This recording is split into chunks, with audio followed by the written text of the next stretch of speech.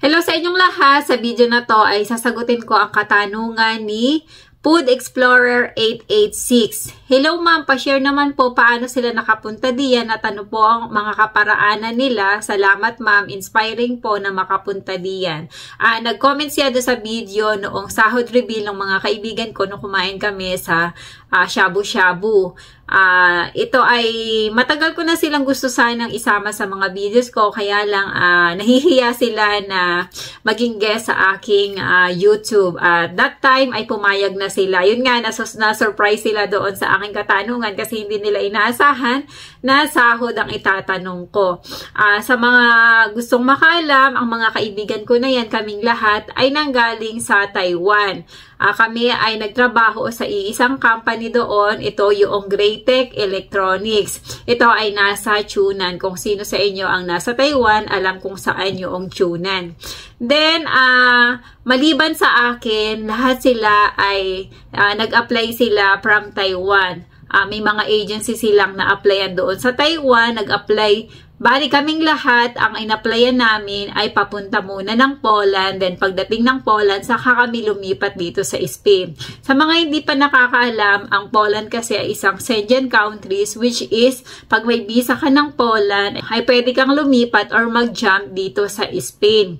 At sa Poland kasi ay hindi mahigpit, hindi ka pagbabawalan na pumunta sa ibang bansa na under ng Schengen countries. Ayan, ako ay nag-apply galing ng Pilipinas, papunta ng Poland. Then lahat sila ng mga kaibigan ko ay from Taiwan habang nagtatrabaho sila dun sa company na pinanggalingan namin, ay nag-a-apply na sila. Tapos nung na-approve na sila, saka sila nagpaalam sa company na pinagtatrabahuhan nila. Yung kanilang mga pinag-applyan ay iba-ibang agency or agent yung kanilang pinag-applyan at successfully ay nakarating sila dito. Pero lahat sila ay mga matatagal na dito.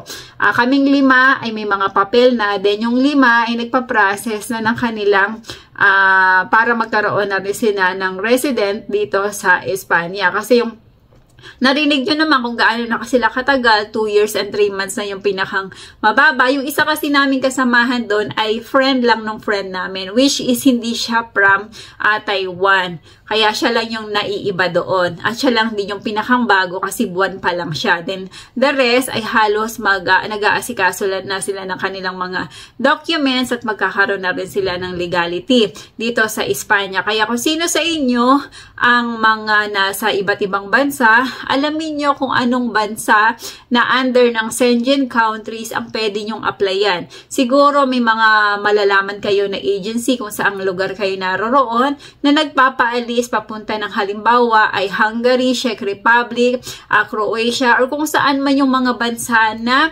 mabilis makapagpaalis. Kasi sa totoo lang sa ngayon ay marami ng bansa ang hindi na-approve papunta ng Poland. Kaya hindi na talaga advisable na mag-apply ng Poland. Pero kung under process na kayo na papunta ng Poland, ituloy nyo lang. At malay nyo naman at yun ang magdadala sa inyo papunta dito sa Europe. Huwag kayo mawawala ng pag-asa. Kasi pabago-bago naman ang sitwasyon sa bawat bansa na pinag-a-applyan. Kaya huwag kayong mawawala ng pag-asa. Doon sa iba na hindi pa alam kung saan mag-a-apply, mag-search kayo. Kasi sa totoo lang sa ngayon, wala na kasi ako masyadong na-interview ng mga taong dumarating dito. Kaya wala akong alam kung anong mga agency ang maire-recommend ko sa inyo. Yung consultancy kasi na isinasuggest ko sa inyo ay wala pang good news. Kaya hindi ko muna inire-recommend. Then, yung ibang mga agent din ay stop muna sila ng hiring. Kasi nga, mahigpit kasi talaga ang Poland. Talagang walang good news na nangyayari. Maswerte yung iba na nag-a-apply sa ibang mga agency or ibang agent na sinuswerte. Pero kahit mag-search kayo sa mga Poland group or kung ano man, marami talagang mga comment kayo na mababasa na hindi sila nakakalis kasi refuse sila sa kanilang visa.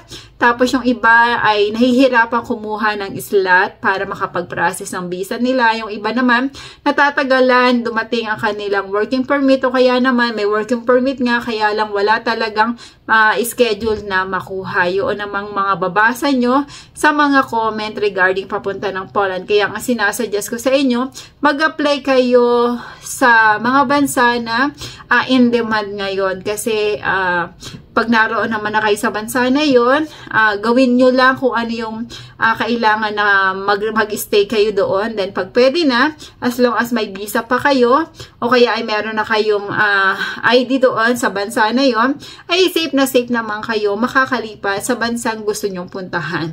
Ayan, sa mga kababayan natin na gustong magpunta ng Spain, ipursigo nyo lang yung inyong plano, pangarap, samahan lang din ng panalangin, at sigurado naman na makakaalis kayo. Alam nyo, ang isa sa ginawa ko noong time na nag-a-apply ako, kasi naririnig ko lang din sa sabi-sabi, pumunta tayo sa simbahan na hindi pa natin napuntahan, idalangin natin doon ang ating kahilingan at igagrant ito ng Lord. Yan, ginawa ko din yan at yun nga, pinalad ako na makapunta dito. Siyempre, alam naman natin na talaga merong nakatakda para sa atin at kung will talaga ni Lord ay bibigay niya ito sa atin. Ayan, maraming salamat sa inyong panonood at nawa sana ay makatulong ang bidyong ito.